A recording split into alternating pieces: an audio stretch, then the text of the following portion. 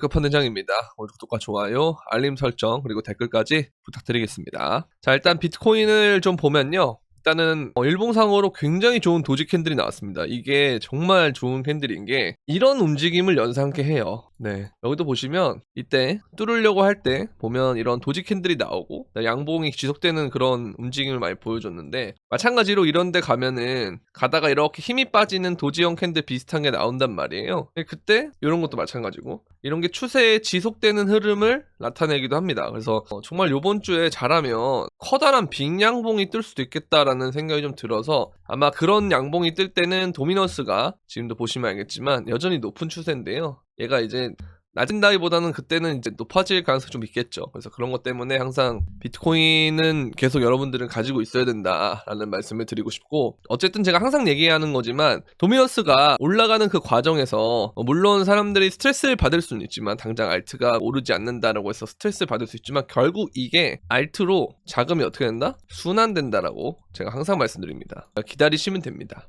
그렇게 보시면 되고, 어쨌든 좋은 건 금이 완전한 조정의 컨펌 신호가 나오진 않았지만 어쨌든 좀 꺾였단 말이죠. 그 과정에서 코인이 움직임이 괜찮은 건, 그쵸? 그러면은 이제 그렇다는 건 결국 얘는 이 과정에서 수혜를 입을 가능성이 높다라는 그런 말씀을 드리고 싶은 거고, 근데 아직 알트들은 제가 말씀드린 것처럼 그렇게 막 회복하는 모습은 보이지만 여러분들이 생각하는 것처럼 알트가 빵빵 가고 막 그런 상황은 아니란 말이에요. 근데 그거는 좀 시간이 지나면 점점 넘어올 것이다, 이렇게 보시면 되고. 자, 그리고 이 현상에 대해서 주기영 대표가 이런 얘기를 하는데요. 강세장이 끝났다라고 그때 얘기를 했는데 그 다음에 비트코인은 10% 하락했다. 근데 그때는 그렇게 예측했을 때보다 10% 높다는 건 이미 본인이 예측한 가격보다 더 올라왔다는 소리거든요. 그럼 이 10% 하락 과정이 개미털기일 가능성이 높다는 건데, 그럼 여기서 이제 10만 달러를 만약에 돌파한다고 했을 때는 기꺼이 틀렸다고 인정할 거다. 근데 그때까지 진정한 추세 반전인지 확인하기 위해서는 몇 주 더 데이터를 주시할 거다, 이런 얘기를 하거든요.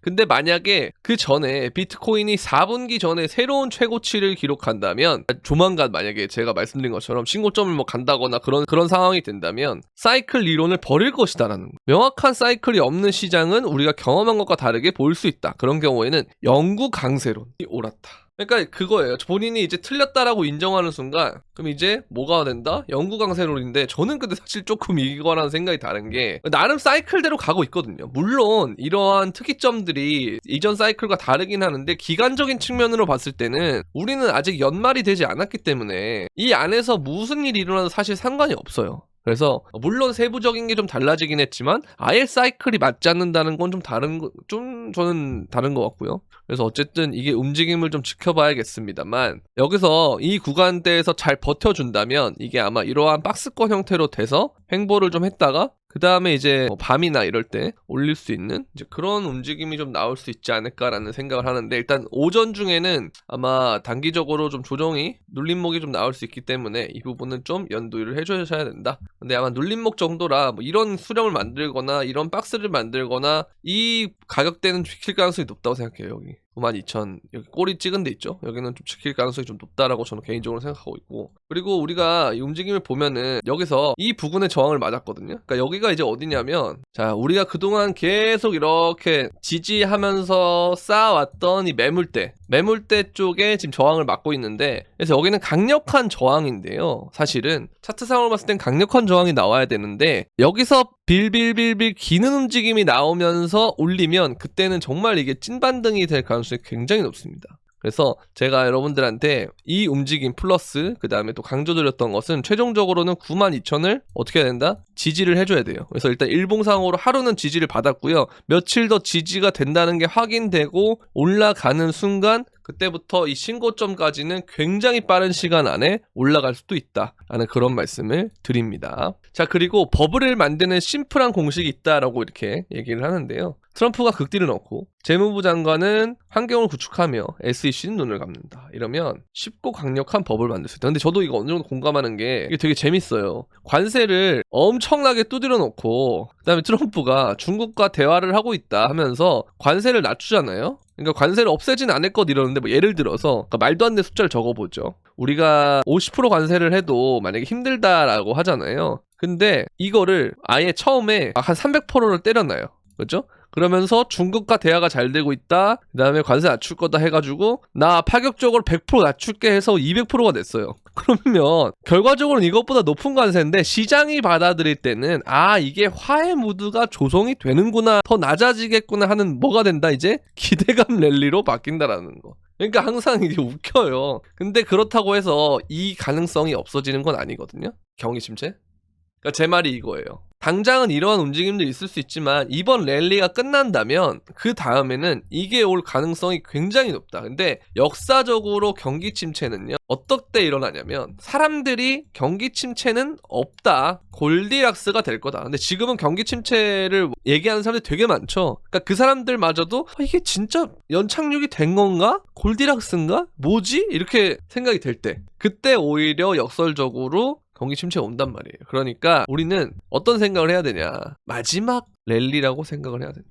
정말 마지막 랠리라고 생각해야 된다. 그래서 항상 분할 매도를 해주셔야 된다라는 그런 말씀을 드리는 거고요. 지금 분할 매도를 하라 이게 아니고, 여러분들이 조금 시간이 지나면 만약에 또 오를 때가 되고 그러면 이제 내가 물렸던 순간들이 이제 안 물리는 시점이 오고 수익이 나는 시점이 오고, 그럼 내가 욕심이 나서 어디서 또 돈을 가져오고 그런 과정들을 겪는단 말이에요. 그거 하지 말라는 거예요. 그죠? 돈을 더 넣을 게 아니고 익절하면서 탈출해야 된다라고 생각하시면 될 것 같습니다. 그 큰 틀로 방향성을 설정하고 가주면 괜찮지 않을까라는 생각을 하고 있고요. 자, 알트코인의 마지막 물결 시작됐다 이러는데, 일단 저도 굉장히 공감을 하는 게 지금 이 노란색 구간 그리고 이 파란색 구간, 그 다음에 요 구간들부터 본격적으로 알트가 오르기 시작한 구간이에요. 여기도 마찬가지고. 그래서 이 랠리가 남았다, 그렇게 보시면 됩니다. 그래서 이 풀백이 되돌림이죠. 되돌림을 줬고 올라갈 단계가 남았다, 그렇게 이해하시면 될 것 같고. 그래서 지금 주경 대표도 이런 얘기를 할 정도면 많은 사람들이 지금 어떻게 보고 있다? 의심, 그 다음에 숏, 이 작업을 할 거예요. 그리고 현금 관망.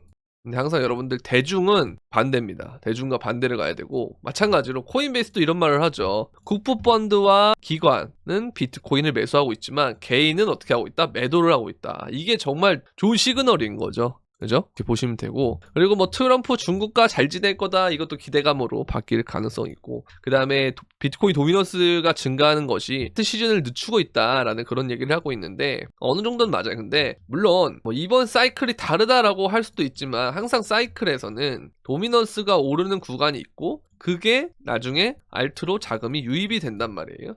근데 요번에는 우리가 덱스 장과 그 다음에 또 뭐 리플이라든지 어떤 특정 미국 섹터, 그리고 뭐 RWA 뭐 이런 애들만 갔는데, 우리가 거래소에 있는 전체적인 알트코인이 다 오르는 정말 이 C코인 장이 오려면 이런 과정을 거쳐야 된다는 거죠. 그죠? 그래서 그런 장이 아직 안 왔어요. 한 번도. 이번 사이클 내내 한 번도 안 왔거든요. 그러니까 이거는 관점에 따라 다른데, 올 건데 아직 안 왔다라고 생각하는 쪽과 그 다음에 이번엔 안 온다라고 생각하는 쪽이 있단 말이에요. 근데 항상 결과를 놓고 보면 이쪽에 생각하는 사람들이 결국 온다라고 생각하는 사람들이 많이 벌긴 하더라고요. 그래서 저도 그렇게 생각을 하는 쪽으로 일단은 포커싱을 맞추고 있다라고 이해를 하시면 될 것 같습니다. 자, 그리고 또 재밌는 소식이 있었는데, 트럼프 코인이 엄청 올랐잖아요. 다시 이게 5월 22일에 트럼프 보유자를 초청해서 만찬을 할 거다. 그리고 상위 보유자 25명에게는 만찬 리셉션에 참여해서 트럼프를 만나고 백악관 투어할 기회가 제공된다 이러는데, 이게 또 언락 시점에 맞춰서 또 이런 이슈가 나오는데, 참 재밌어요. 보면 참 이 사람은 뭐 하는 사람이 싶은 그런 생각이 드는데, 정말 대단하다 라는 생각이 듭니다. 아, 이런 식으로 또 한 건 해먹는구나 라는 생각이 또 들면서, 어쨌든 간에 이런 움직임이 있다고 여러분들 뭐 트럼프 코인을, 오피셜 트럼프죠, 바로 산다 이런 분들 많을 거예요. 근데 이거는 눌림목을 보는 게 낫습니다.